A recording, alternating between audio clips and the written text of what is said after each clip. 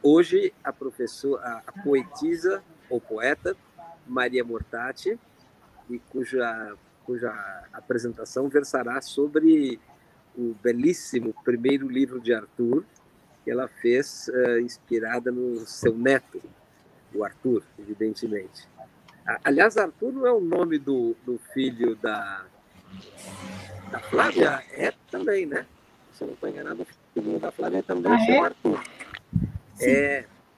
E ela quer dizer que ele é leitor, Maria Mortati, mas eu não deixo ela dizer, sabe? Porque ele é bebê, eu falo que bebês não leem. Mas ela diz que ela tá danada com isso. Maria Mortati ensina a ler e a escrever há mais de 50 anos. Hoje é professora universitária e ensina futuros professores a ensinarem a ler e a escrever. Orienta pesquisas de pós-graduação, faz palestras, cursos e outras atividades. Também escreve livros sobre educação e ensino, de literatura, de leitura e de escrita para adultos, jovens e crianças. Estão me ouvindo bem? Ok. A gente vai falar um pouquinho, para dar início, sobre 2 capítulos do livro, que achei bastante interessantes. O primeiro é o capítulo 1, que se chama O Pinto do Menino e a Perereca da Menina.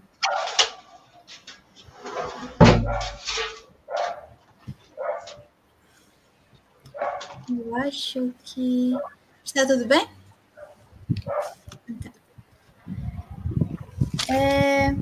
O Pinto do Menino, de Vander Piroli, conta a historinha de um menininho que ganha um pintinho de estimação. No decorrer da história, o pintinho morre e ele tem que lidar, os pais, né, têm que lidar com a morte do pintinho e ensinar para o menino, né, sobre morte, sobre vida, assuntos que não são muito presentes na vida de uma criança.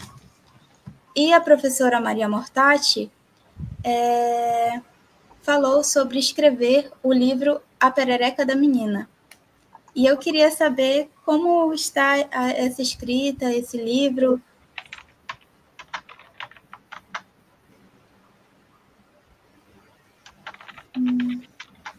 Está me ouvindo? Sim. Posso me apresentar antes Pode. de apresentar o livro? Então, Pode. eu gostaria... Eu já estou aqui, já estou no chat público, deixando um link no Mema já para todos, com a história do livro, tá? Eu vou começar agradecendo. Boa noite, cumprimentando e agradecendo. Boa noite a quem está assistindo a essa aula aberta. Boa tarde, bom dia, boa madrugada para quem vai assistir depois, vai ficar gravada, né, Lumema? Sim. Certo? E boa noite, Lumema, e boa noite, querido amigo e professor da Universidade Federal do Oeste do Pará, que hoje é transmissão, não do local físico, né, mas da promoção, e onde a Lumema é estudante também de mestrado, né, Lumema? Então, meu grande abraço ao professor Percival, querido amigo, e agradeço, Percival, pelo convite. Me deixa muito feliz de estar aqui. Depois, são quanto? 4 décadas, 3, 4 décadas de amizade, desde os tempos em que trabalhávamos juntos na educação básica em Campinas, São Paulo, e na Unicamp, e com os amigos em comum, em especial João Vanderlei Geraldi, que foi meu orientador também. Então, é muito bom reencontrá-lo como colega de universidade e participar dessa atividade com os seus alunos, gerações e gerações, né? Que é uma história sempre muito bonita, de legados que podemos deixar para as novas gerações, que fomos um dia também muito parecidos. Então, cumprimentos e agradecimentos a todos vocês. E um agradecimento especial a quem está assistindo também, né? Usando o seu tempinho aqui, eu espero que seja um bom tempo, bem aproveitado. e aqueles que vão assistir também. A apresentação que foi feita pelo Percival, vocês não puderam ouvir, mas eu faço leitura labial. Gostei muito, viu, Percival? Agradeço. Um dia você vai escrever tudo isso. Uma pena que não pôde ouvir, porque o Percival e o tema estão no coração da Amazônia, né? Vocês estão lá onde bate o coração do Brasil, por enquanto. Esperemos que ele continue batendo lá, que nós precisamos muito de vocês. E o mundo todo precisa. Bom, sou professora, então, titular na Universidade Estadual Paulista, Unesp, Campus de Marília. Eu comentei que era da educação básica, porque sou graduada em letras, araraquarense de nascimento, depois graduada em letras, fiz mestrado e doutorado na Unicamp, Universidade Estadual de Campinas, e ali também lecionei na educação básica como professora da rede pública e particular durante 15 anos. E com o doutorado eu prestei concurso e ingressei na Universidade Pública, a UNESP, onde estou há mais de 30 anos. E quando a Lumema comentou que hoje ensina a ensinar, né, é que toda essa trajetória é de estabelecer relações de ensino, pesquisa e extensão, como esta de hoje, estabelecer relações entre literatura e educação. Posso condensar tudo isso em todas as atividades que realizo. E esta é uma dessas atividades de extensão, função social da Universidade Pública, Social e Política, da Universidade Pública, que muito me orgulha de poder realizar agora, mais de 50 anos de carreira, 30 de Unesp, 15, mais um tanto, de educação básica. E hoje eu leciono no curso de pedagogia, quando ingressei na Unesp, nessa disciplina que é a disciplina que faz esta relação entre literatura, educação e ensino. E eu leciono no curso de pedagogia, aqui a disciplina tem a denominação Conteúdo, Metodologia e Prática de Ensino, Língua Portuguesa e Literatura Infantil, que é o que a Lumema, né, mencionava, de ensinar a ler e escrever, formar professores da educação infantil e os anos iniciais do ensino fundamental, formar professores para ensinar a ler e escrever. E qual é a nossa luta cotidiana? Dizer a esses professores que só pode ensinar a ler e escrever quem lê e escreve, né? Para não ser um contrassenso. Então, essa é a reflexão e a atuação diária. Eu escrevo literatura desde quando me tornei leitora habitual, primeiro dos livros raros que eu tinha em casa. Eu vou contar um episódio aqui, que outro dia eu esqueci de contar. Mas antes de contar, vocês me permitem, eu vou tirar a câmera, que eu preciso abrir a janela, que está muito calor aqui. Um minutinho.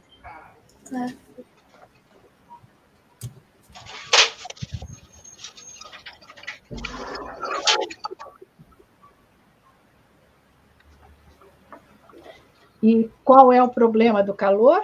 É a maquiagem derreter, vou ficar toda borrada, depois vai ficar feio, então vamos elegante até o fim. Bom, e comecei a ler, eu vou contar só um caos aqui. Outro dia eu participei de uma conversa com o leitor, esqueci de contar esse caos, então hoje eu vou aproveitar.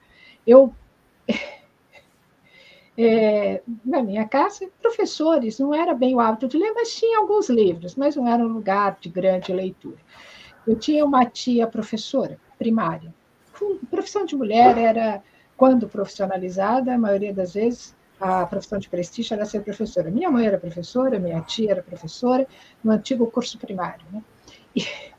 E ela tinha, na casa dela, eu comecei a ler com um livro que para mim era proibido.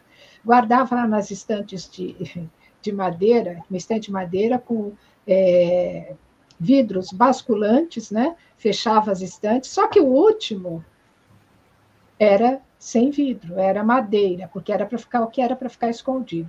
E o que eu descobri que estava escondido ali, essa é a melhor história, era um livro enorme, eu não sabia ler, ou estava iniciando a leitura, mas não tinha ideia do que era aquilo, com, acreditem vocês, Minha iniciação erótica se deu nesta, que vocês gostam de chamar com o clichê de tenra idade, com a Divina Comédia de Dante Alighieri. Esse era o livro na tradução do Xavier Pinheiro, e tinha as ilustrações de Gustave Doré de corpos nus no inferno, e os nus mesmo, viu, gente? Vocês estão vendo na tela o menino e o pinto do menino, ele está de costas.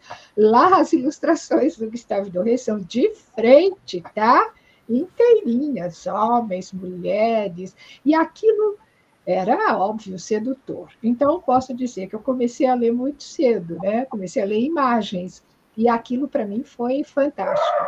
Mas também li outras coisas, inclusive adaptações do Quixote, de que me lembro até hoje, me lembro da imagem do Moinho de Vento, não sei nem que adaptação era aquela. Até que fui ler uma coleção que vendedores domiciliares ofereciam. É um cachorro aqui que passei essa hora, que não é meu. Coleções de clássicos que vendedores domiciliares ofereciam, que foi uma grande estratégia de marketing nos anos 60. Minha mãe comprou a coleção de Machado de Assis e ganhou de brinde a de José de Alencar. Então, eu acabei lendo também Machado, que tinha em casa. Mas, sobretudo, me tornei grande leitora, e grande que eu quero dizer assim, em quantidade, em extensão, em uma proporção que eu nem imaginava existir de tanto livro, foi na Biblioteca Pública Municipal da minha cidade, Araraquara, que eu passei a frequentar, porque era uma atividade de lazer que restava para uma jovem de boa família, que não tinha outra coisa para fazer, né, a não ser uma cidade pequena, alguns filmes, tal, bem. Então, também me tornei leitora assídua. E foi aí que eu comecei a escrever meus primeiros poemas, isso 12, 13 anos, dar aulas particulares de português e inglês, que era o que eu aprendia no ginásio. Bom, comecei a ser escritora, eu já estava juntando, então, literatura e educação, porque eu era professora e escritora. O curso de letras, o mestrado, depois o processo de profissionalização, me fizeram deixar um pouco a parte de escrever. Eu escrevia, mas não publiquei. Meu primeiro prêmio de poesia foi em 1978, um prêmio promovido pela Fotótica Brasileira, depois uma outra premiação num outro concurso, e acabei deixando para as madrugadas da vida, literalmente e metaforicamente, essa atividade de escrever, e fui cuidar da minha carreira acadêmica, que era o ganha-pão, né? E muito satisfeita com isso, até hoje.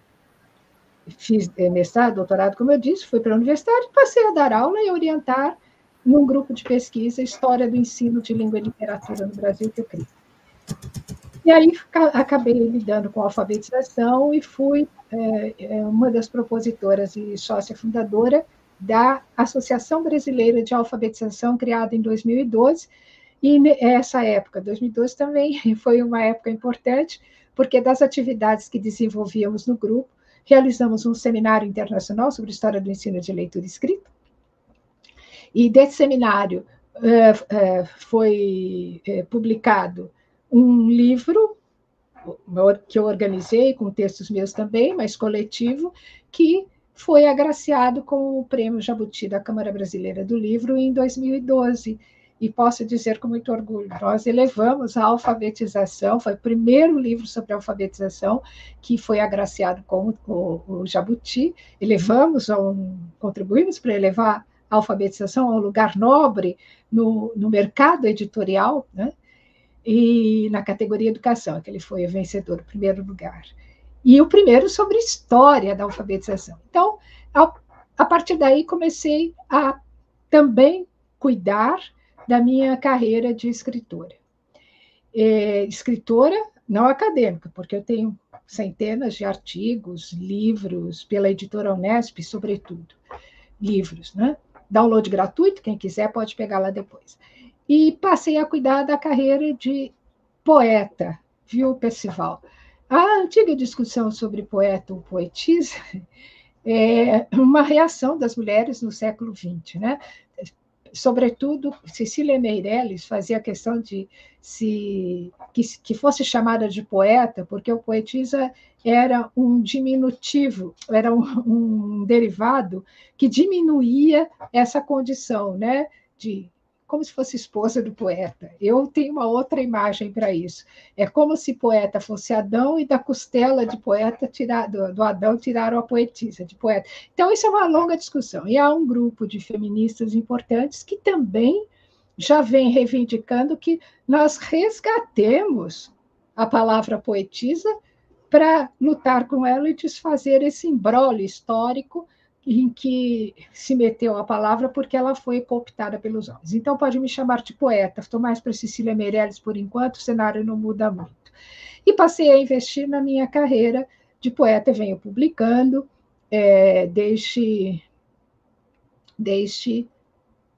já publicava em antologia, mas livro venho publicando desde 2019. O primeiro deles, então, eu não vou aparecer inteira na tela, tem como?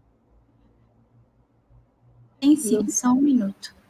Então, o primeiro foi Breviário Amoroso de Soror Beatriz, pela editora Patois. Depois, a trilogia, publicada pela Scortese Editora, 3 livros. Começa com o de contos, Mulher Emudecida. Poemas, Mulher Umedecida. E o terceiro da trilogia, recém-lançado, Mulher Enlouquecida. Poemas também. Trilogia essa, Mulher, 2020 a 2023. Em 2022, lancei também pela Scortese Editora Amor a Quatro Mãos, poemas. E em 2022,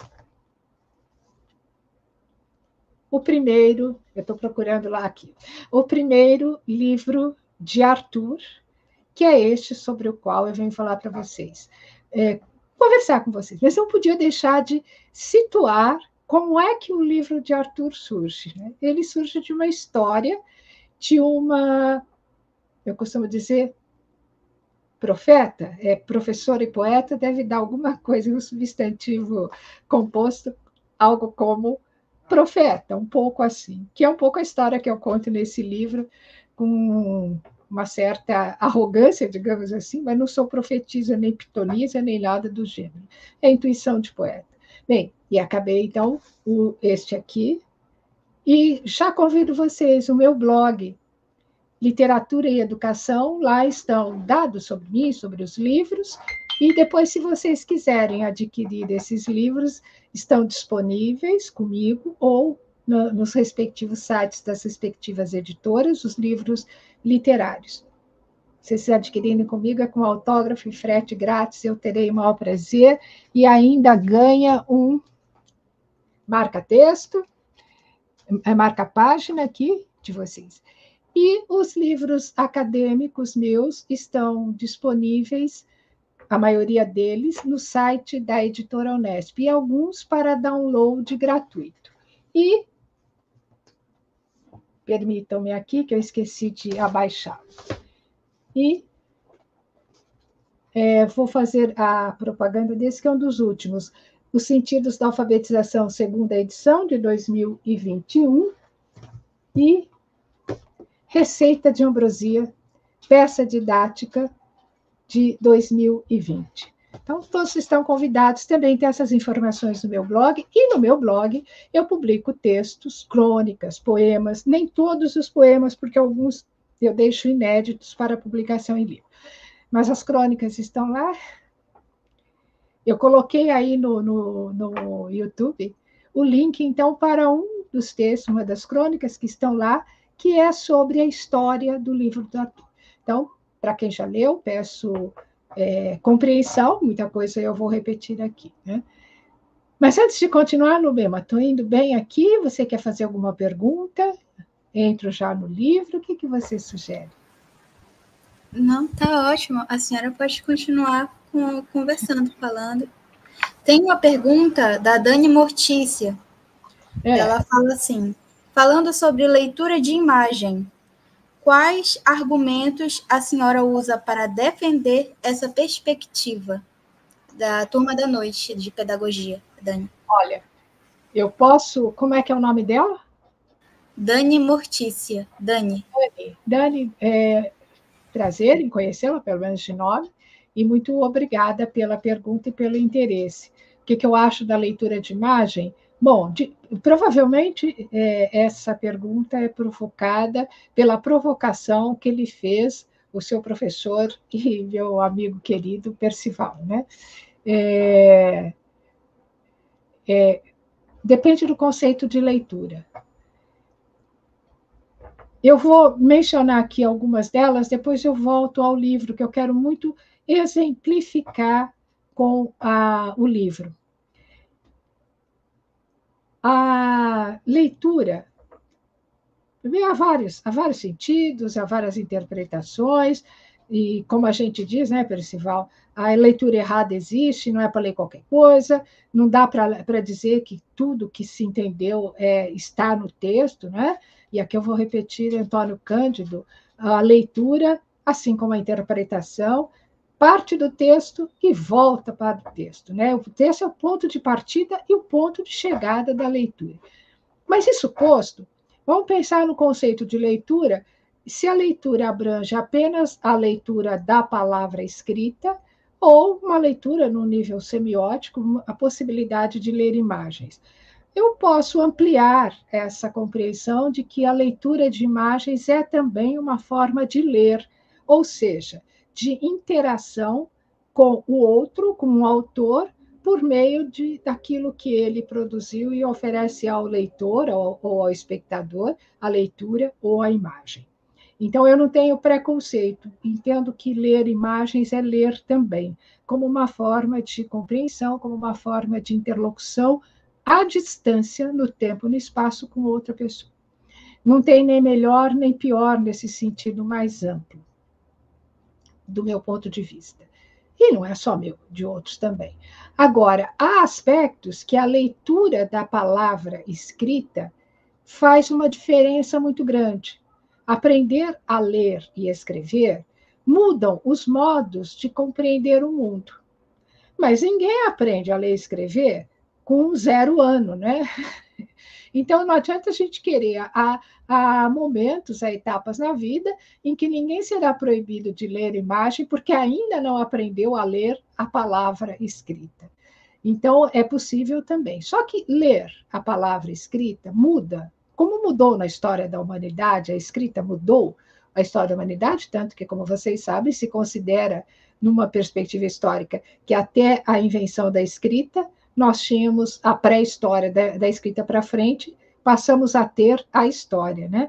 Então, mesmo sem chegar a essa reflexão, nós podemos dizer que, do ponto de vista de cada sujeito, aprender a ler e escrever muda.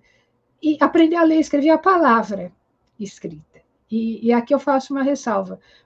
Não é que quem seja analfabeto é menos cidadão, não é. Pode até ter menos direitos ou conseguir, mas pode até ser muito mais humano do que muita gente que aprendeu a ler e escrever. Então, não é um termo de medida absoluto. Muda a compreensão e a relação com o mundo e com o outro, sem dúvida. Mas tem uma coisa muito interessante que eu gosto sempre de ressaltar. Quando ensinamos a ler e a escrever, que uma coisa é ler, outra coisa é contar uma história. Há várias atividades de mediadores de leitura. Por exemplo, a chamada contação de história é uma forma de seduzir leitores ou de atrair para um enredo, mas ela não é equivalente à leitura da palavra escrita. Quando eu oralizo um texto escrito para um ouvinte que ainda não sabe ler, eu estou oferecendo a ele modelos de língua escrita. Quando eu conto uma história, eu estou, na maior parte das vezes, né, reproduzindo a modalidade oral da língua. Era uma vez, e aí, e depois, com as suas marcas características da informalidade da oralidade, como, por exemplo, o predomínio de orações coordenativas, né? Não que seja um problema, estou dizendo que são modalidades diferentes. Então, também ler a imagem, ouvir histórias são importantes, assim como ler a palavra escrita. Só que são diferentes níveis de relação com a língua. Eu não estou falando da escrita, ato de escrever, né? Estou me referindo à linguagem escrita. A língua escrita é resultante da linguagem escrita em interlocução com a linguagem oral, com as formas e modalidades da linguagem oral. Bom, então, me pergunta, eu ganhei um presente, nasceu meu neto. Eu costumo dizer para ele, é isso mesmo, lê-se escultura, lê-se qualquer objeto de cultura, nesse sentido amplo. Agora, isso não substitui a leitura da palavra escrita e não defendo que continuem analfabetos. Eu acho que esse alfabetismo pleno que desejamos, que está na base de muitos estudos e muitas ações para que todos possam aprender a ler e escrever nesse sentido do alfabetismo pleno, né? Eu não desprezo, ao contrário, defendo e acho fundamental, mas também não posso desprezar as outras possibilidades que são, talvez, para muitos, são os caminhos e os passos a percorrer. Para outros, talvez seja mais rápido chegar à língua escrita, para outros tem que passar por outros momentos. Então, eu volto para o livro do Arthur. Quando meu neto, Arthur, nasceu, ele tem lá as características dele, eu tenho as minhas, mas quando o Arthur nasceu, eu posso me relacionar com ele com aquilo que eu tenho de melhor, que é o que eu quero oferecer a ele, né? Então, eu passei a ler, cantar, de que eu gosto muito, ler, quando eu encontrei, depois de 6 meses, quando fui finalmente vacinada contra a Covid, pude me encontrar com ele, que mora em outra cidade. Então, aí, quem ler o livro vai ouvir essa história de que eu comecei dessa relação com ele, a contar histórias, a fazer a biblioteca dele sem... como é que eu costumo dizer? Quem teve acesso ou terá acesso ao livro, que eu já não encontro... encontrei. Vai ver que uma das primeiras... hoje, Arthur está com 2 anos e meio. Esse livro foi publicado há 1 ano. Arthur esteve lá no... Muito bonitinho, quem lê lá, ele foi ao lançamento do livro, ele assinou com o carimbinho dele, ele acompanhou, e quando o livro chegou pronto, lá na casa dele, eu estava lá, abri a caixa de livro, ele ficou encantado, e a primeira coisa que ele foi olhando, folheou, e chegou aqui e falou, vovó, ele estava lendo, isso aqui é um livro, ele já estava acostumado, ele já sabe folhear os livros, as páginas, o que é ponta-cabeça, o que não é. Ele está aprendendo o que esse objeto é e o que ele contém. Porque agora, 2 anos e meio, já eu posso dizer um pequeno grande leitor, eu tenho vídeos e fotos dele muito interessantes. Tem uma em que ele está relaxadinho, deitadinho na cama, lá, de perninha cruzada, perna para o ar, uma tarde em que eu estava lá, abriu um livro, e começou, era uma vez, porque ele já se deu conta de que tem ali uma narrativa e que ele vai começar com era uma vez, se começa ou não. Então, para ele, acolhe, assim como ele gosta de brincar de carrinho, gosta de brincar de futebol, né? De todas as brincadeiras de qualquer criança, ele também gosta de ler. E se concentra. Essa foto que vocês veem aqui na capa, uma foto de que ele tinha 1 ano e pouco, ele está com o livro O Menino Poeta, da Henriqueta Lisboa. E essa fisionomia e essa expressão concentrada é o Arthur. Ele pega o livro, ele é capaz de ficar parado, lendo, olhando, prestando muita atenção para fazer o comentário dele. Então, é um leitor, ao modo dele, como uma criança de 2 anos pode ser. Não precisa ser um menino prodígio, nem precisa aprender a ler a palavra escrita agora. Então, quando eu comecei a encontrar Arthur, o que eu podia oferecer de melhor para ele é o que eu tenho de melhor para mim. Eu leio e escrevo, e essa é a minha vida. Então, também ofereci isso a ele. E a beleza é que Arthur foi acolhendo. É uma coisa muito bonita. Ele, vamos ver se vamos. E não tinha limite, não tinha censura.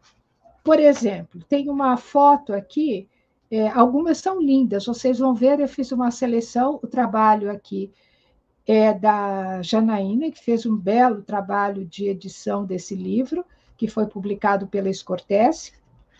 Mas o trabalho do Arthur, depois vocês vão ver aqui, só um minutinho. Eu gosto muito dessa foto. Não sei se vocês conseguem ver. Não, estou do lado errado.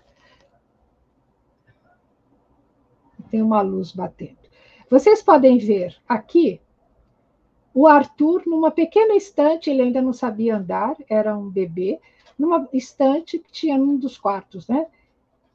No chão, brincando com os livros que estavam destinados a ele, na prateleira de baixo. Mas olhem a pose do menino, é um vídeo, só consegui captar essa cena, que quer pegar o que tem aí em cima. Isto me levou a lembrar, fez lembrar da epígrafe do livro, que é um trecho, 2 versos de um poema de que gosto muito, eu já vou chegar a Clarice, que gosto muito do poeta alemão Friedrich Hölderlin. Qual é a frase do Hölderlin? Quais são os versos do Hölderlin? As crianças, como as árvores, querem sempre o que é mais alto do que elas. Isso é Arthur. Curioso, como eu digo, quer tudo. Lumema, por gentileza, Lumema, volte ao capítulo 14, Os Sapatos Vermelhos de Clarice.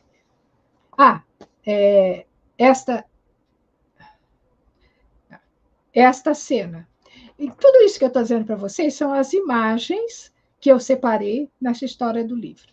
Mas tem uma coisa interessante, as imagens, é o que ele lê. Sempre que eu vou lá, nós retomamos, ele volta para uma imagem dessa, que é o que ele lê. E eu volto para o texto, já vou comentar o texto. Este foi um livro sobre Clarice. É uma biografia de Clarice para crianças, né? Que eu ganhei. Eu tenho uma caixa de livros eu chamo de biblioteca ambulante, que fica no porta-malas do meu carro. Ele se encantou com essa imagem da Clarice. A boquinha da Clarice, a bochecha da Clarice, o olhinho da Clarice, o sapatinho vermelho. Mas ele ficou, isso era um bebê, né? Vocês estão vendo ali, né? O tamanho dele. O sapatinho da Clarice, ele se encantou com esse sapatinho vermelho, punha o dedo, que ele estava aprendendo cores, até que ele descobriu um dia que eu tinha um sapatinho, olha lá no vasilha, e olhou para o livro, para Clarice, olhou para o meu sapatinho e disse, é o mesmo. Bom, posso chamar de um grande leitor. Então, Clarice é depois ele leu A Mulher que Matou os Peixes, da Clarice Lispector, também é ótimo, que ele para naquelas partes. O Pequeno Príncipe, a avó cantando o Tirol Álvares, né? O dia que ele foi à livraria e que ele fez aliás, ele adora ir à livraria, faz uma festa. Isso quer dizer que esse menino é prodígio? Não. Que ele vai ser poeta, leitor? Não sei, ele já é um leitor. O que ele vai fazer com isso, não sei. Agora, o que me cabe? O que eu sempre fiz com os meus alunos, com ele, que é o que eu penso que é o que tem que ser feito. Tem que oferecer, sem censura. O dia que esse menino pegou da estante da mãe dele, Alice no País das Maravilhas, em inglês, numa edição grossa, e se encantou, ele nem sabia andar, tinha 6 meses. Ele olhou aquilo, é outra imagem que tem, olhou aquilo, olhou, e eu ia dizer, não, isso não é para você, porque também quando eu li a Divina Comédia, esses são livros que eram da mãe dele. Quando eu li a Divina Comédia, não era para mim, né? Estava escondido lá, mas, puxa vida, eu tinha 5, 6 anos, eu hoje falo com orgulho que eu aprendi literatura universal, um clássico da literatura universal, por meio das ilustrações do grande ilustrador, talvez o mais bem-sucedido ilustrador do século XIX francês, que é o Doré. E eu penso que isso é um luxo para todos nós. Agora, o que eu posso oferecer é o que eu tenho. Se eu sou leitora de história em quadrinho, nada contra, eu vou oferecer, eu sou também. Levei para ele adorou Chico Bento. Eu posso ler os quadrinhos, ele pergunta, eu leio os quadrinhos, o que é isso, tal. Ele comentou de um avião, eu levei ao aeroporto, lá na cidade dele, ele se encantou como faz um avião, um livro de como funciona um avião, ele adorou. Se ele me pergunta onde fica o mar, que ele não foi ao mar ainda, eu comprei um pequeno globo terrestre para ele e fico mostrando, ele já sabe onde é o Brasil. Por que eu não posso fazer isso se a criança me pergunta e eu não trato com tati bitati? E não tenho censura, não tem essa história de não pode porque ainda não atingiu o nível, sei lá, eu não quero saber de nível, eu quero saber de uma relação afetuosa, uma relação afetiva de quem tem coisas a partilhar com outra pessoa. Eu não quero saber se é criança, se é adulto, é uma outra pessoa. E isso também ilustra a história do livro. Eu já posso contá-lo mesmo, ou você quer fazer mais alguma coisa aí?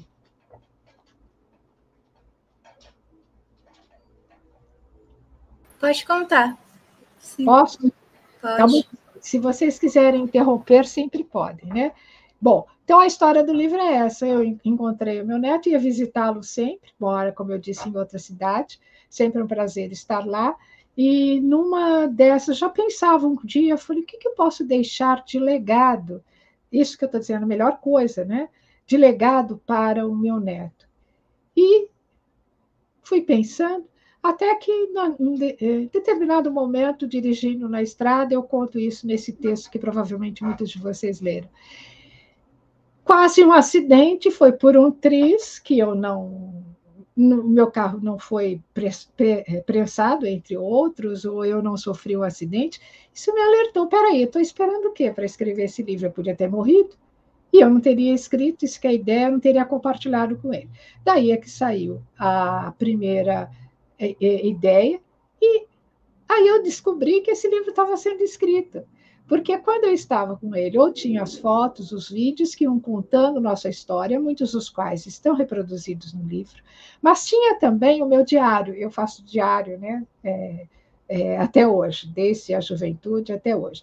Mas passei a fazer, em vez de, além de registrar o diário, escrever crônicas sobre esta minha relação com o Arthur, crônicas que eram para ele, sobre assuntos que tínhamos vivenciado naquele dia, sobre um livro que eu tinha lido para ele, compartilhamos, e assim eu me dei conta, quando resolvi que ia escrever o livro, eu me dei conta de que ele já estava sendo escrito, que eu tinha, então, um conjunto de crônicas, e o livro, então, é feito assim. Há uma parte que é a introdução, não sei se dá para ver, do capítulo, e depois a crônica, no fundo amarelo, esse é o belo trabalho da Janaína, a crônica e as imagens que acompanham. E à medida que o Arthur vai crescendo, ele vai lendo. Ora, eu leio a crônica, ora ele vê a imagem, e nós estamos sempre voltando a esse livro, né? É muito interessante, porque ele sempre quer ver, sempre tem alguma coisa a descobrir. E ele se inicia o livro com uma carta, então, que eu escrevi para o Arthur, do que trata o livro. E aqui é um presente para ele quando completou 2 anos de idade. Ele é de janeiro. Então, o lançamento foi em dezembro, presente de 2 anos. E nessa carta eu rememoro algo importante para ele. 2 é o começo do fim? Não, 2 é o começo do fim. É a última frase do livro Peter Pan e o Andy, do James Barrie, que é o que vocês conhecem, o Peter Pan, né? Que é o menino que não queria crescer. Nesse primeiro parágrafo do Peter Pan e o Andy, há uma reflexão do narrador sobre a mãe de Andy vendo o Andy colher as flores, a mãe do Andy feliz da vida, e ao mesmo tempo se dá conta de que o tempo vai passar e que a Wendy vai crescer. Então, Mrs. Starling põe a mão no coração e diz, essa é uma frase linda, ah, se você ficasse assim para sempre. Mas elas sabiam, isso narrador, né, do Peter Pan e Wendy, mas elas sabiam, todos sabem, toda criança sabe, quando tem 2 anos, sabe o quê? Que vai crescer. E esse vai crescer é importante, porque a primeira frase do livro é: todas as crianças crescem, exceto uma. E essa uma, como sabemos, é o Peter Pan. que a criança que se recusa a crescer. Não é o caso de Arthur, não se recusa a crescer, ao contrário, ele quer conhecer tudo como qualquer criança, né? Quer conhecer tudo a que tem direito e muito mais. E esse livro, então, é uma forma de compartilhar com ele aquilo que eu tenho, como eu disse, de melhor a dar. Eu sei ler e escrever e compartilho isso com ele, independentemente da idade ou se isso é adequado do ponto de vista psicológico. Óbvio que a gente tem bom senso, mas eu leio para ele e ele gosta muito. Agora, Arthur está aprendendo a digitar. Então, digitar no computador, porque ele conhece as letras, o nome dele, do meu nome, da mãe, do pai, do gato, e brincamos com isso também. E ele agora está aprendendo a digitar. Então, posso dizer, numa compreensão ampliada do que seja leitura escrita, que ele está escrevendo, só que ele não escreve à mão, com caneta, no papel, embora isso ele faça também. Mas ele digita onde está o A do Arthur, onde está o M da Maria, como ele me chama de Maria, né? Onde está o M da Maria, onde está o B da banana, que ele adora, então, a banana, né? Então ele vai e vai digitando, tem um arquivo só dele com as palavras que ele escreve. Arthur está escrevendo? Tá. Arthur está lendo? Tá. O que ele vai fazer com isso? Não sei. Se ele vai cultivar isso, também não sei. Isso vai ser uma escolha dele. Mas eu penso que, como qualquer criança, essa é a relação que eu estabeleço com ele. Provavelmente, se eu fosse, arrogantemente aqui, olha, ousada, uma Madame Curie, que inventou o rádio, eu estaria ensinando reações químicas para ele. A minha praia é essa. E ele acolheria também as reações químicas, provavelmente. Meu sonho é dar a ele um binóculo. Para mim, ele é um pequeno cientista mesmo, como toda criança. Então, precisa de alguém que diga, olha, numa relação afetiva, de troca, não de ensinar. Se tem uma coisa que eu não faço com o meu neto, é ensinar, nesse sentido de instruir, faça isso, é de propor, compartilhar. E parece que tem dado certo, não sei até quando, e nem sei se ele vai continuar e vai cultivar isso. Pois não, Lumema. O que mais?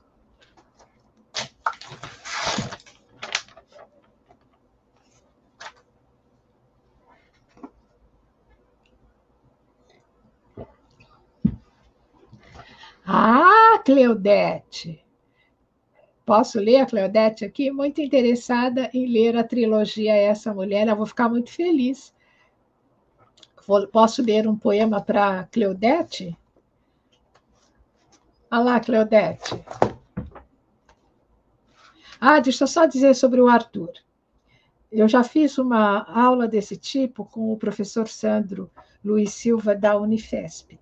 E naquela oportunidade, eu estava na casa do Arthur, então o Arthur pôde participar. E ele ficou muito feliz de entrar, de ver o livro dele, de ver a Maria, como ele me chama, bota o dedinho, vê a tela e tal. Mas hoje, infelizmente, eu não estou lá na casa dele, nem na cidade dele, ele não pôde estar comigo. Mas eu tenho certeza que ele, se estivesse aqui, estaria mandando um beijo para todos vocês e muito feliz em estar aqui. Claudete, não. Como é que se chama a gentil professora, mulher que entrou aí? É aluna da turma da manhã. Nome? Cleodete Altentes. Cleodete, posso ler um poema para você? Vou ler um poema brevezinho, que está aqui no Mulher Enlouquecida, que é o volume 3 da trilogia. Acho que esse. Se o Percival tiver uma outra. Vai lá, promessa. Se na noite espessa a música cessa e o medo atravessa, antes que eu desfaleça, o sonho desapareça e nada mais aconteça, recordo tua promessa. Eu volto. Não me esqueças. Esse está neste livro aqui. Agora, eu posso ler mais um, que é o que dá título a este outro livro, Amor a Quatro Mãos. É que eu não estou achando aqui, né? Esse Amor a Quatro Mãos, ele foi escrito e publicado em 2022 e foi lançado na Bienal do Livro de 2022. Não, eu vou ler este outro aqui, que eu acho que o clima é muito adequado. Aí, Claudete, li promessa para você. Agora eu vou ler um outro para Claudete aqui. Ode ao leitor. Está neste livro, Amor a Quatro Mãos, também da editora Scortese. Ode ao leitor. Obrigada, Claudete. Depois, se quiser, entre em contato, está em promoção. A trilogia, os 3 exemplares, os 3 volumes da trilogia por R$100, com autógrafo e frete grátis. Bom, ode ao leitor. Prensada em finas folhas, encadernada em capa dura, adornada com ouro e prata, a poesia aguarda, emparedada entre 2 mundos, enclausurada no breu profundo, segredada no silêncio surdo, a poesia aguarda. Tuas mãos para desfolhá-la, teu olhar para desnudá-la, tua boca para degustá-la, tua alma para libertar os sentidos que fecundaste. Sem ti, a poesia é letra morta nas folhas intactas do livro esquecido, num canto obscuro das estantes do tempo. Ode ao leitor. Esse é do Amor a Quatro Mãos. Mais perguntas, Lumião? Obrigada, Neusilene. Obrigada, Emanuele. Fico feliz com a reação de vocês.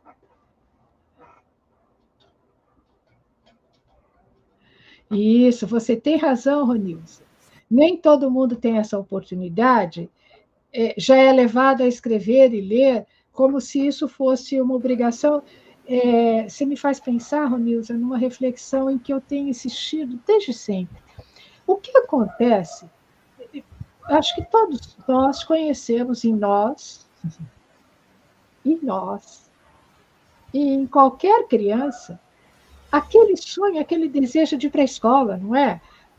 Já posso ir? Cadê minha mochilinha? Eu quero ir, é uma festa. E o que acontece quando todas essas crianças, cujo grande desejo é ir para a escola, por que quando vão para a escola, esse desejo murcha? O que acontece? Não que não gostem de ir, mas se eu queria, me lembro eu, cada um de vocês, eu quero aprender a ler, tudo bem, aprendi, mas por que na escola, aquilo que é prazeroso é cooptado pela disciplina, é cooptado pelo controle, pela regularização, pelas regras? Então, é quase que uma equação insolúvel. A escola é isso mesmo, né? Em certo sentido. Mas tem algumas mediações que são necessárias. Uma coisa, eu vou falar para professores agora e vou falar assim, de dedinho em riste. Uma coisa, professores, já em exercício, professores em formação, uma coisa é nós, eu posso falar nós, falarmos sobre a importância da leitura, a importância da escrita, tudo bem. Ninguém aguenta mais, não tem argumento novo, é óbvio que é importante. Agora, Padre Vieira, né, no sermão, as palavras comovem, mas os exemplos arrastam. Os nossos alunos, eu posso falar de todos os níveis e idades, eu falo isso para os meus alunos aqui, são muito espertos e inteligentes. Eles sabem quando um professor fala sobre a importância da leitura, mas não é leitor. Então, como é que, em vez de falar sobre a leitura, a literatura, a escrita, como isso é importante, por que isso não é uma vivência de sala de aula e que o professor é, de fato, um protagonista nessa história? O Receita de Ambrosia, peça didática, tem esse objetivo mesmo. É uma peça didática com uma síntese de relações de ensino-aprendizagem em sala de aula com a minha história, mas não só. 6 cenas sobre o assunto, a leitura escrita. Esse livro está para download gratuito no site da editora Unesp. Só entrarem lá e vocês vão ver. Então, quando a gente fala, mas não faz, isso não tem efeito nenhum. Vira aquela obrigação que, em vez de acolher afetivamente, fazer acolher afetivamente a leitura, é um peso e afasta o leitor. Então, eu penso que todo professor minimamente honesto, que ensina a ler e escrever, principalmente, tem que ser leitor. Tem que, se não gosta, então vai ser honesto com os alunos. Gente, eu não gosto, mas me disseram que eu tenho que dizer para vocês que é uma coisa boa. Ué, vai ter que assumir a contradição.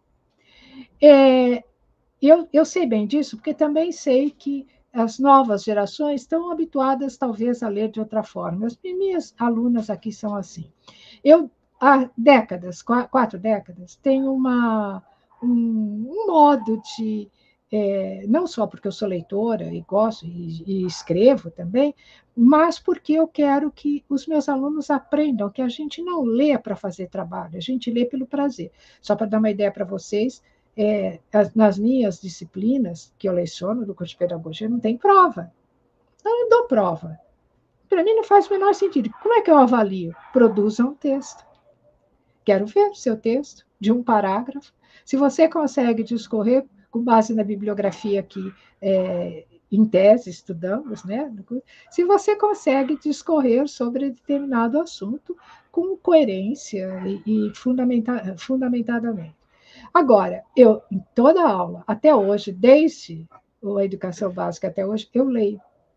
No início da aula, um texto. E eles me perguntavam, já me perguntam mais, o que é para fazer com isso? Nada, meu bem, sinta.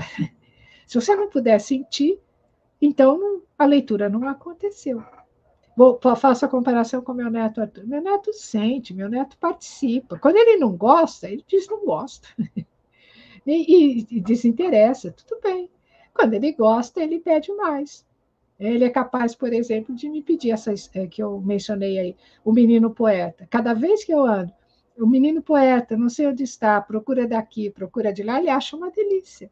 O Sapatinho Vermelho, da Clarice, assim como ele acha uma delícia, ela é uma cena do gibi do Chico Bento, em que ele quer tirar aquela água, porque o peixe sai da água e morde o bumbum do Chico Bento. Ele fica muito bravo com o peixe, quer bater no peixe, quer que o peixe volte para a água. E fica olhando aquela cena, aquele quadrinho, 2, 3 vezes. Ou quando ele encanta-se com o menino maluquinho do Ziraldo, e coloca lá na cabeça, tenta imitar, ou vê o menino jogar cena em que ele joga bola, ele vai e volta, porque o meu neto é palmeirense também, né? Como eu. E quando a gente assiste a jogos, ele... Aliás, está tendo um jogo do Palmeiras agora aqui, com o São Paulo.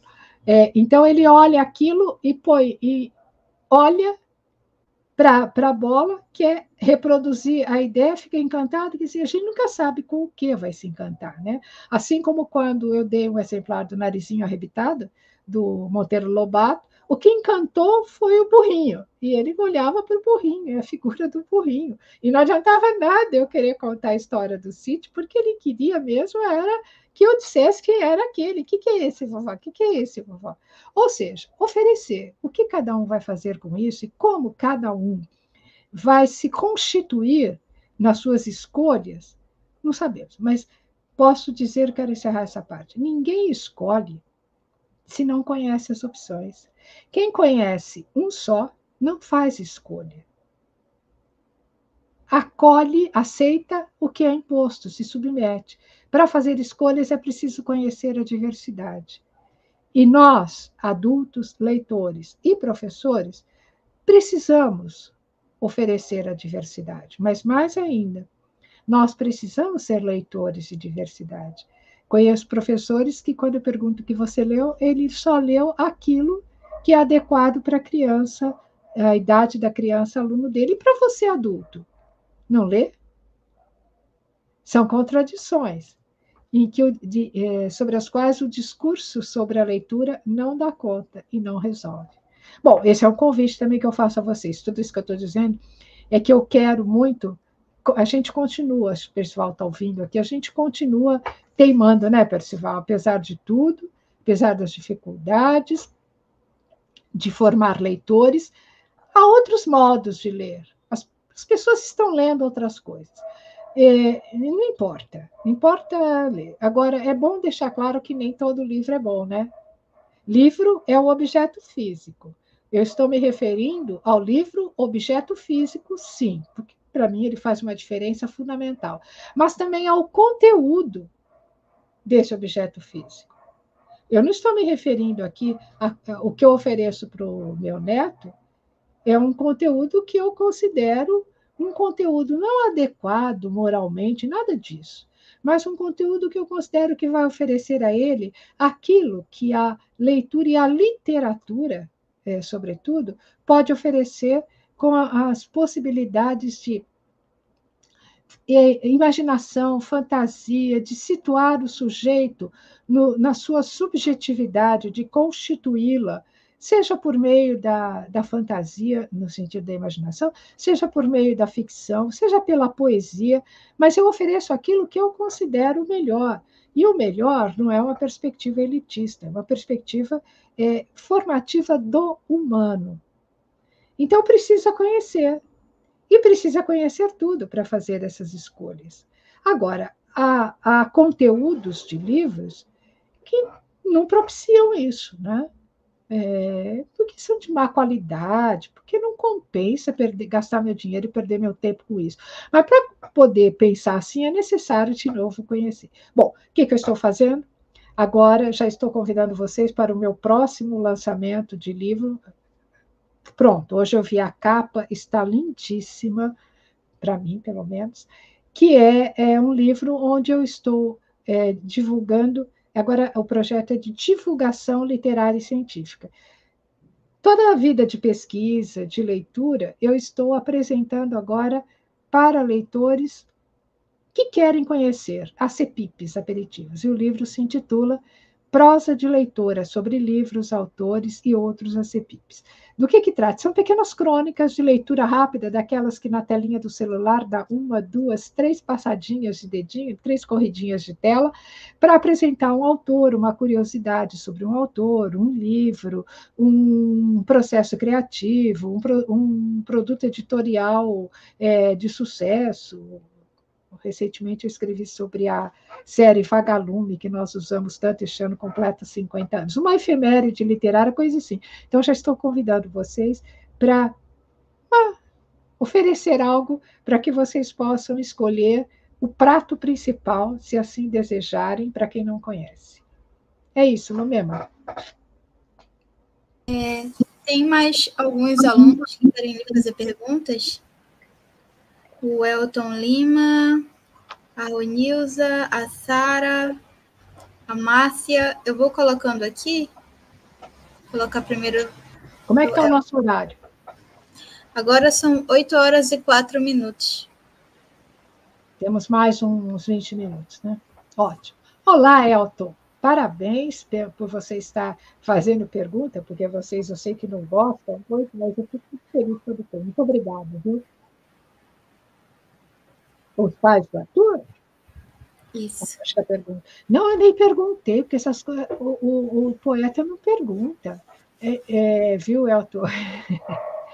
Eu pedi permissão depois, quando estava não pronto publicado. Quando o projeto estava concluído, que eu já tinha alguma coisa, eu pedi, claro, autorização de imagem, autorização para publicar, sem problemas. Mas um poeta escreve. Se não me desse autorização, eu não publicaria, ficaria guardado, Elton, nos meus inéditos. E depois que eu falecesse, estaria lá. Ô, Dani, muito obrigada. Eu também acho. O Arthur, eu falo para ele, é o menino mais lindo do mundo.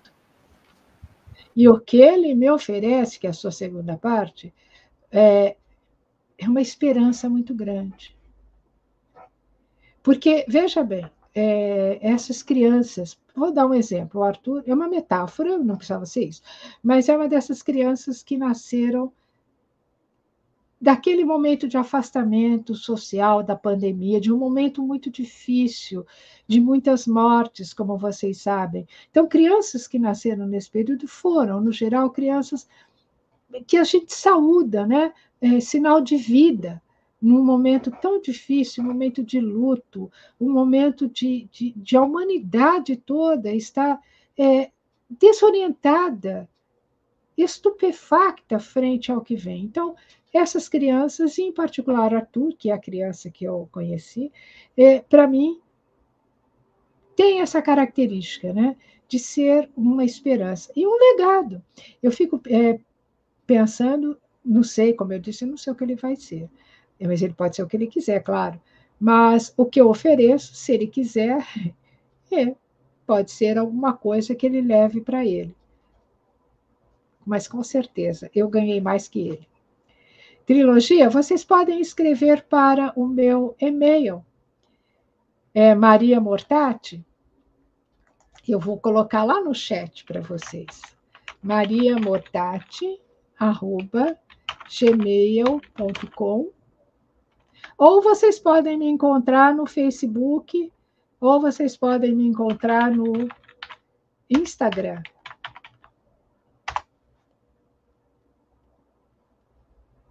Sim? Aí vocês podem entrar em contato, será um prazer encaminhar para vocês. E quando chegar o outro também, né, Percival? Isso, Sara. Olha que beleza que a Sara escreveu, ansiedade de deixar a malinha pronta. Todos um dia quisemos isso, e as nossas crianças também. Não deixemos que eles percam esse prazer de ir à escola com aquela certeza de que ali haverá algo que eles não sabem. Isso, fazer a diferença, Márcia, muito obrigada. Vocês estão me fazendo lembrar de uma frase que fez o outro, não sei se escapa ou se é proposital. Quando eu digo isso, ofereço Alice do País das Maravilhas em versão integral, sei lá, ofereço Clarice. Algumas falam, mas professora, isso não é adequado à idade do Arthur? Eu falo, não estou preocupada com isso. Isso é censura, se eu posso ou não oferecer. Mas aí eu pergunto, e por que eu não posso oferecer? Porque ele ainda não sabe ler. Eu paro. Porque isso vale a pena. Para que serve ensinar? A quem se deve ensinar? A resposta é óbvia. Eu ensino para quem não sabe. E eu ensino aquilo que a pessoa a quem eu ensino não sabe. Porque vocês imaginaram o absurdo que é ensinar algo que o outro já sabe? Bom, então vamos voltar para o básico. Se alguém diz, eu não posso ensinar porque ele ainda não sabe, faz o menor sentido. Eu devo ensinar porque ele ainda não sabe. É justamente o contrário. Então, se é para repetir o que as crianças já sabem, já conhecem, gente, não vamos perder tempo na escola. Não vamos gastar o dinheiro público. Mandar a criança à escola pública quando tem alimentação adequada só para comer? Só para se socializar? Não, vamos oferecer também aquilo que forma o espírito. Humanamente, a que todos têm direito, que é a leitura, a literatura. Então, é porque não sabe que nós temos que ensinar. Por isso que quando alguém me diz que não é leitor e não conhece, eu fico muito feliz. Eu quero ensinar vocês a ler. Eu quero oferecer a vocês aquilo que pode fazer vocês gostarem de ler. É isso. Muito bom, Dani. E quem é a escola, né, Dani? O livro no cenário da leitura, quem são as instituições? Vocês, tá? Quem são as instituições escolares que fazem isso? Eu falo vocês, nós, todos nós professores, porque a instituição não é uma pessoa física, é um PJ, uma pessoa jurídica. E ela não está lá na sala de aula, nas mãos, ensinando a criança ou não ensinando a ler. Quem está lá é uma pessoa viva, um professor. Então, somos todos nós professores, que, se quisermos fazer essa crítica, que podemos, eu não me considero assim, mas pelo que eu estou contando para vocês, mas que podem estar ensinando de maneira equivocada, mas com a melhor das intenções. Eu ouço muito o professor dizer assim, eu respeito meu aluno, respeito tanto que eu não posso ensinar o que ele não sabe. Paradoxo, né? Isso é um desrespeito. Ensinar o que ele não sabe é um dever. E é um direito do aluno de aprender.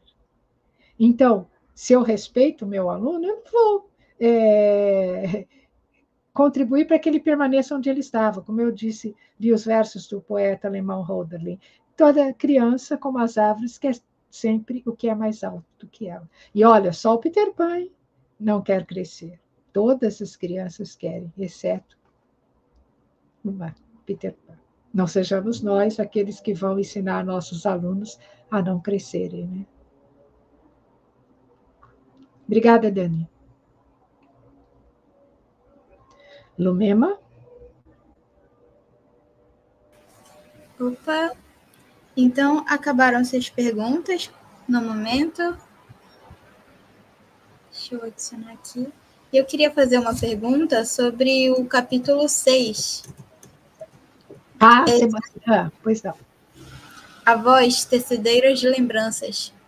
A senhora cita que uma das suas avós lhe ensinou, ou lhe deixou a tradição, a herança, né, de canções italianas. E a senhora está deixando esse livro para o Arthur e todos esses momentos. É uma vontade de continuar uma tradição? Muito obrigada, muito legal. Essa crônica, bom, eu gostei de escrever todas elas, né? Mas essa você me fez lembrar, é um pouco isso, né? O que é a tradição? Não sei se eu quero dar continuidade à tradição. Cada uma das minhas avós me ofereceu o que tinha de melhor. A minha avó paterna me ensinou a contar 30, aqui, né? Aqui não, aqui ela ensinou a contar os dedinhos em italiano, mas 30 giorno a novembre, abril, julho, setembro. E ela me ensinou, eu era pequenininha. Quando eu cresci, apaixonada, Dio come ti amo, não tinha Google. Vó, o que é isso aqui? E ela me traduzia. Non è possibile avere fra le braccia tanta felicità. Ela me ensinava, eu cantava e ela me ensinava a traduzir o que ela ouvia, que era o que ela tinha. Uma mulher que não tinha tanta instrução, teve 11 filhos, mas tinha algo a oferecer. A outra avó, a avó materna, me ofereceu muitos bons exemplos. Ela era, por exemplo, leitora do jornal Folha de São Paulo, faleceu com quase 100 anos. Toda manhã ela estava lá e discutia política depois, tinha posição sobre tudo. Mas para os netos, ela, sentadinha na cadeira de balanço, tecia as colchas de crochê. Eu ainda tenho, que era o que ela dizia, eu vou fazer uma para cada neto. Ela ofereceu o que ela tinha de melhor. Eu não foi porque elas fizeram isso que eu escrevi o livro, mas quando eu estava lá pensando nisso, foi o momento do aniversário de uma delas. Aqui, numa das fotos, vocês têm o Juventude de Alexandre, que eu localizei uma publicidade, uma propaganda, que era o produto que uma das avós usava no cabelo para continuar preta. Ela morreu com aquele cabelo lindo, a minha avó, Josefina Santoro Mortati. E a outra avó, Angelina Abramo Longo, me ensinou a história da família Abramo, né? Da Lélia Abramo, do Perseu Abramo, do Atos Abramo, e ela foi contando as histórias da família, depois tecendo as colchas. Mas quando eu me graduei na faculdade, me licenciei, ela me perguntou qual era o presente que eu queria, porque eu era uma das poucas netas da família dessa geração que já estava concluindo o curso superior. E eu pedi o livro do Alfredo Bossi, História Concisa da Literatura Brasileira. E ela me escreveu essa dedicatória em italiano, né, que é a que eu reproduzo aqui na dedicatória ao livro do Arthur, que é aqui ela escreve, né? Per ricordo e per non dimenticare, para recordar e para não esquecer. É o que está nesse trechinho da dedicatória. E é o que eu também escrevo aqui para nosso Arthur, meu neto, per ricordo e non dimenticare, que repete um pouco. Agora, são legados diferentes daquilo que nós temos de melhor. Você me permite voltar? Volte ao primeiro slide, porque ficou tanto tempo aí, eu precisava explicar e acabei não esquecendo, e não explicando. Não, querida, esse. Por que o livro do Vander Piroli tem uma crônica no meu blog sobre o Vander Piroli, o menino e o pinto do menino? Eu quero explicar, porque senão quem está vendo e não viu aqui não recolheu.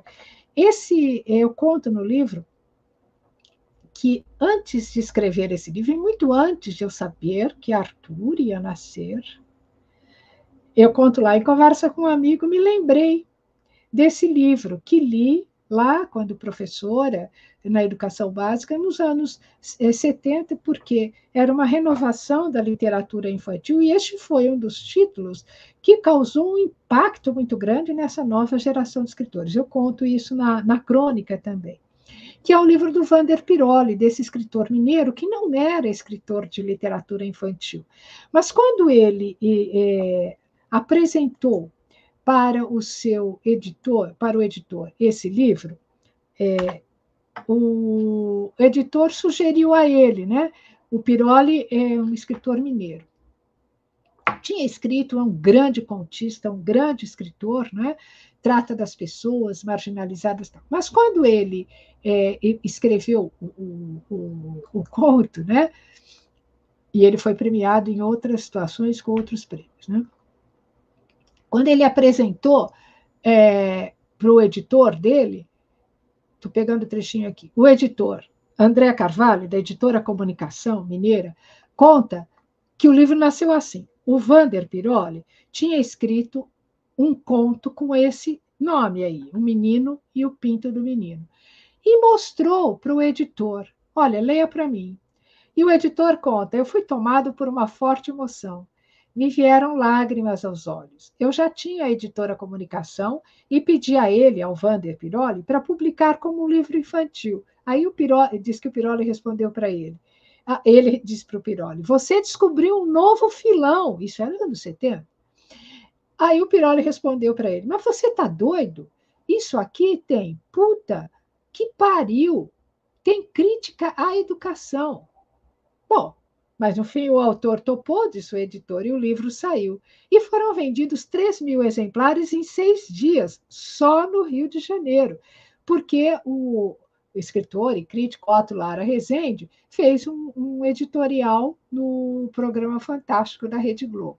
Bom, eu estava com essa história, comentando isso, fui à minha sala, eu tenho um acervo muito bonito, muito importante na minha sala de trabalho na faculdade, na Unesp de Marília. Agora eu estou no meu apartamento. E eu fui mexer nesse livro, li, trouxe para casa, pois não é que naquela noite, é isso que eu conto.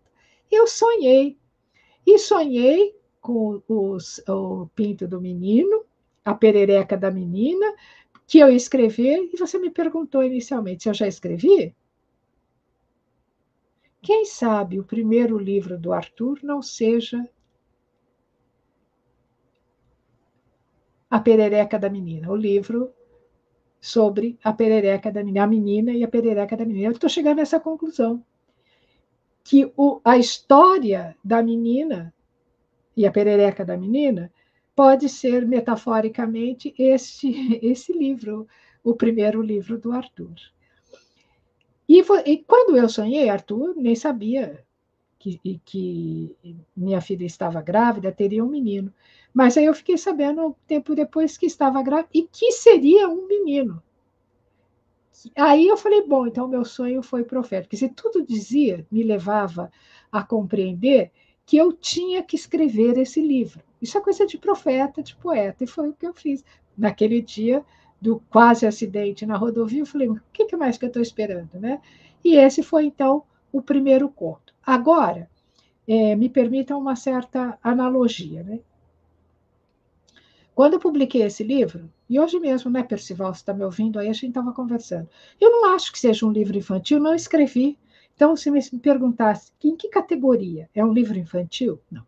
É um livro para adulto? Também. É para adulto, é para criança, é para quem quiser ler, né? Já sei até que estão fazendo tese acadêmica fundamentada nesse livro, como é que é a leitura para bebês, leitura para crianças. Eu acho ótimo. Agora, se perguntar para que eu escrevi porque eu precisava. Esse é meu presente para o meu neto, presente de 2 anos, no tempo em que vivemos juntos. Agora, como ele pode ser usado, não sei. Se ele é para criança, se ele é para adulto, não sei, é para quem quiser ler. E pudesse sentir tocado por aquilo que me tocou e que era a nossa relação. E eu penso mesmo que se um dia Arthur puder ler e gostar, eu vou ficar muito feliz, né? Porque o livro é para ele. Eu acho que um dia ele vai entender e vai compreender e vai gostar de ler. Mas isso vai ser uma decisão dele. A minha parte está feita. Eu fiz o que eu podia de melhor. Agora, ele não é um livro infantil, não é um livro adulto, é um livro para quem quiser ler, um livro de crônicas, pode ser lido pelas imagens, pelas crônicas, lido e relido quantas vezes quiser.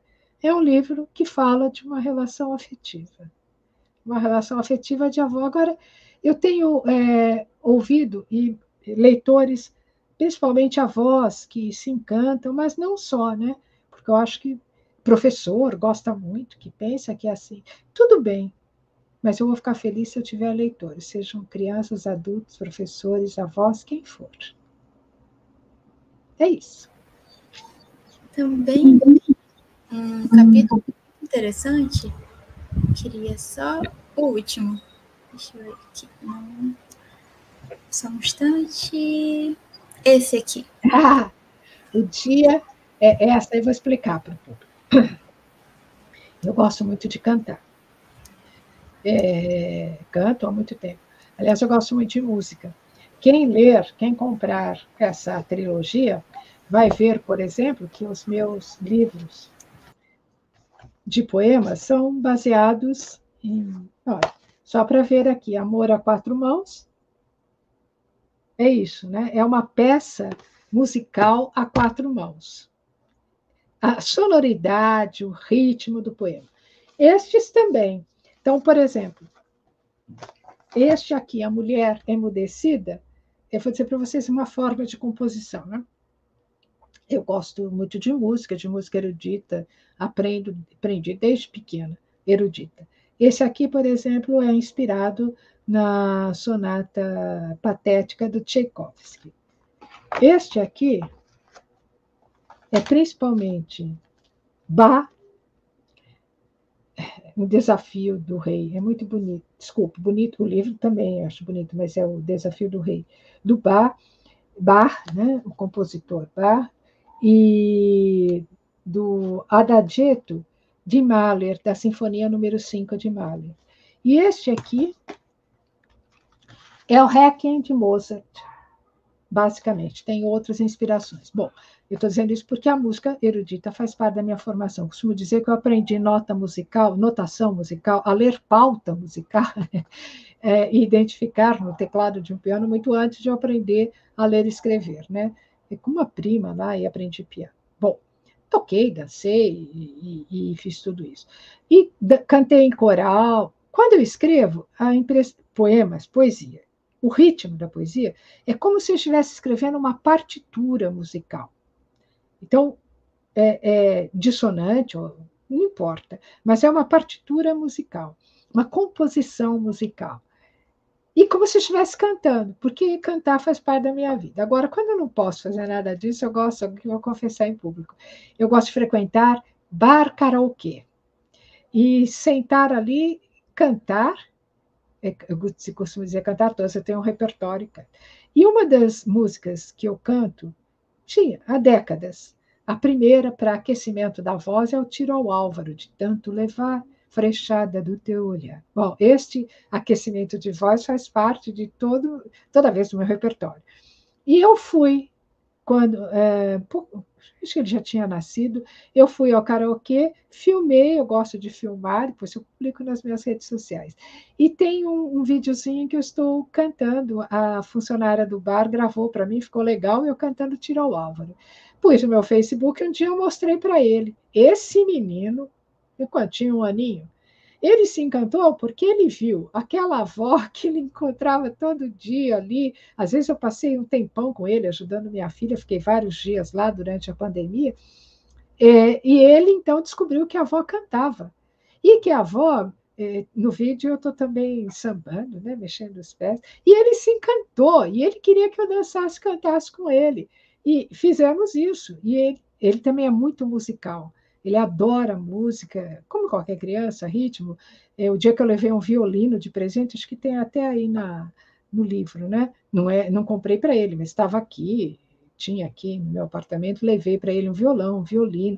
E ele curte. O dia que ele descobriu o piano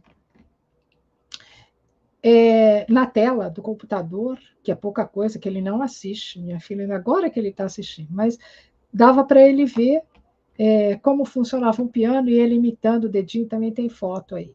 Ou ele querendo aprender como é que fazia o violino, né? Isso aí, olha. Isso aí, esse é lindo. Bach, ele está ouvindo a orquestra tocando Bach, e ele se encantou com o violino. Depois ele se encantou com as batutas do maestro, como é que o maestro regia a orquestra, e aí ele pegou a régua e foi... E aí ele descobriu os livros da avó. Olha, essa foto é emocionante.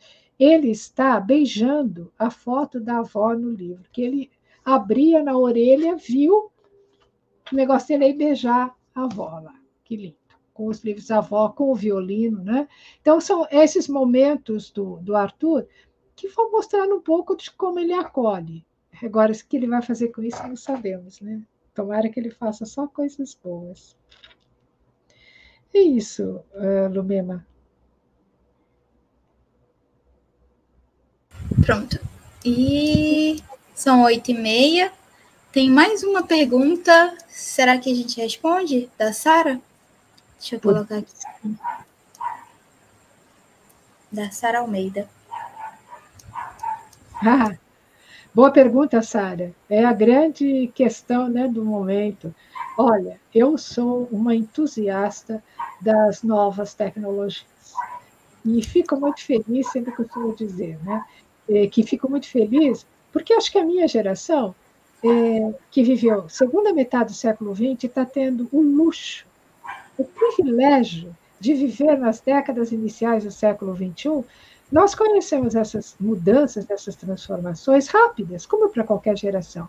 Mas nós podemos avaliar muito bem o que era. Por exemplo, eu, quando comecei a escrever, foi numa maquininha portátil, Olivetti, né? Até o dia que a gente descobriu o computador, descobriu, nossa, aquilo é fantástico. Eu poderia ter um computador, mesmo que fosse o disquetão, né, o bolachão, que a gente chamava nos anos 90, escrevi minha tese de docência lá. Agora, o que esse século XXI está nos proporcionando é fantástico. E as novas gerações estão nascendo agora. E elas estão nascendo, estão vivendo e começando a entrar na vida pública no momento em que tudo isso está disponível. É bom ou é ruim? Mas tem que aproveitar, claro, com a orientação do adulto. Eu comentei que, por exemplo, o meu neto agora está olhando tela. Ele não olhou tela de computador, com tempo reservado para isso, com assistência de adulto, o tempo que ele vai ficar e tal, né? Não sei se dá muito para controlar e se todas as crianças brasileiras também têm acesso a isso, né? Mas, de qualquer forma, não dá para dizer que não é bom. Tem que conhecer. Agora, tem que experimentar a leitura, no caso que você me pergunta, né? A leitura do livro físico, porque essa experiência é muito diferente. Por exemplo, o ler na tela depende de que tela, né?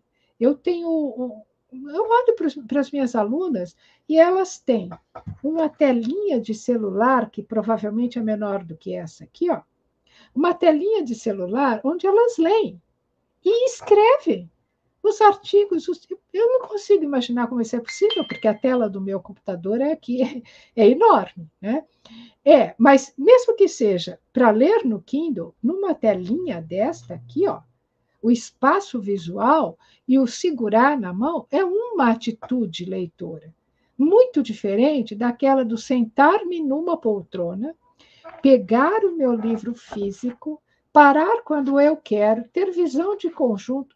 Para quem nunca experimentou o livro físico, acha que ler na tela, seja o que for, PDF, Kindle, vira a página, não vira, pensa que é muito bom. Mas, olha, tem que conhecer para comparar. Eu não vejo substituto para o livro físico. Aliás, qualquer pesquisador, os pesquisadores sérios têm mostrado isso, né? Que o livro físico, lá no final do século XX, dizíamos, vai sumir. Não sumiu. O e-book tem o lugar dele, o Kindle tem o lugar dele, as redes sociais têm seu lugar, tudo tem seu lugar, mas o livro físico é indispensável para quem sabe o que é. Agora eu vou pensar aqui, repetir aqui palavras do escritor francês Marcel Proust, que é a amizade, a comunicação no seio da solidão. O que é esse momento de encontro de um autor de um texto que eu quero muito ler e com quem eu permaneço em comunhão, que é a palavra na tradução, né? Naquele momento de leitura. É ruim ler na tela? Não, se é o jeito que tem, mas nada substitui a leitura do livro físico. Agora, também não temos que demonizar a tela, não, viu? O que a gente tem que, se tiver que demonizar, é pensar naquilo que é ruim mesmo, naquilo que não é proveitoso, como, por exemplo, tecnologias, vou pensar na falsa autoria, né? Que não é autoria, que é o plágio, que é o crime do momento, o plágio da inteligência artificial. Quer dizer que a inteligência artificial é ruim? Não.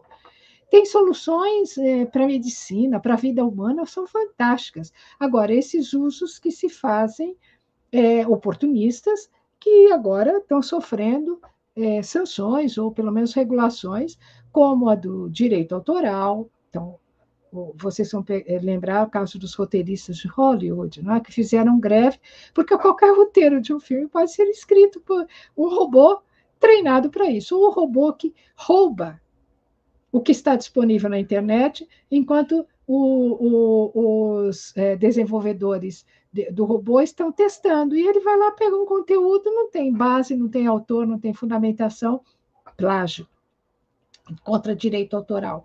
Então, essa regulação vai acontecendo. Enquanto isso, muitos crimes estão sendo cometidos, crimes cibernéticos, né? Vamos dizer assim, ou crimes de diferentes ordens. Não crime físico. Eu não vi um robô ainda matar ninguém com uma arma, embora isso não esteja longe do horizonte nesse mundo caótico em que nós estamos. Mas, de qualquer forma, eu não sou contrária à tecnologia. Ao contrário, eu fico feliz, como eu disse, de viver neste momento histórico e de poder usufruir de tudo isso. A questão agora é como nós vamos ensinar aos nossos alunos e oferecer a eles aquilo que, por exemplo, pega o Programa Nacional do Livro Didático, do Livro da Leitura, ou da Biblioteca Escolar, que foi oferecer livro físico pode ser criança pobre, escola pobre, mas o investimento vultoso do Estado brasileiro, com esse programa que é exemplar, que é o Programa Nacional do Livro Didático e os correlatos, Biblioteca na Escola, esse material todo tem que estar, e cada vez mais ser reivindicado para estar à disposição das crianças. É o livro físico. E não adianta dizer que é caro ou não é caro, que não é esta a questão. O governo brasileiro tem um programa exemplar que distribui gratuitamente. Então, por que não podem ser os... Bom, tem uma equipe de avaliadores, mas eu não queria isso. Então, vai lá e pede. Porque as editoras vão se adequar àquele produto que vai ser comprado pelo governo federal, que é uma das fontes, talvez uma das maiores fontes de venda no mercado editorial, comprador no mercado editorial. Então, eu não vejo problema, não. Agora, nós temos que saber mesmo que existem coisas diferentes e quais as diferenças e as vantagens e desvantagens. É isso. Obrigada, professora. pelo seu tempo e pelos conhecimentos compartilhados com a gente hoje. Então, a gente vai encerrando. Posso dar uma palavra final? Pode. Tá? Antes de você encerrar, eu vou agradecer novamente a todos que estavam aqui, paciência em ouvir, convidar todos vocês a lerem meus livros, sejam os literários ou acadêmicos, os endereços já estão aí, meu site, meu blog lá, Literatura e Educação. Passou o endereço para eles? Não, né? Eu vou passar aqui, ó. Maria Mortati é o blog. Literatura e Educação. Convidar vocês. Agora eu queria deixar um recadinho para a gente fechar a noite. Eu costumo dizer para o Arthur, quando ele está numa atividade que é muito difícil, tenta, não consegue, ele fala, está difícil, e ele já conhece o que eu vou dizer. É difícil, mas não é impossível. Ele conhece bem esse nosso mantra, e aí ele fica todo feliz. É difícil, mas não é impossível. Assim também, ser leitor e ensinar a ler como alguém que vive e vivencia a leitura e a escrita é difícil, mas não é impossível. Isso me dizer que é só começar. E vou dizer ainda, meu professor Jorge Cury, falecido, querido, era professor de literatura portuguesa na faculdade. E ele tinha uma frase que eu vou repetir aqui para vocês. Ler é uma maneira suave de esperar. Então, quando vocês, olha, agora é a minha parte, quando vocês não souberem o que fazer, não estiverem desesperados na sala de aula, não inventa bobagem. Não vão amolar a vida das nossas crianças nem a de vocês. Peguem um bom livro e leiam. Por nada, por tudo, só por ler. Não é para fazer trabalho, não é para fazer resumo, não é porque tem Enem, para o ensino médio, não é porque tem Sabesp, Saresp, Pearls e todo o resto. Não, é porque ler é bom. Vivencie isso. Ensine os alunos a lerem pelo simples prazer de ler. Faz uma diferença brutal. E na vida pessoal, quando tudo estiver dando muito errado, gente, não se atirem da ponte. Antes, pegue um livro e lê, porque ler é uma maneira suave de esperar. Muito obrigada a vocês. Aqui, leiam muito e bastante. Obrigada, Percival, querido, que não pôde ler meu poema. Obrigada, Lumema, e obrigada a todos.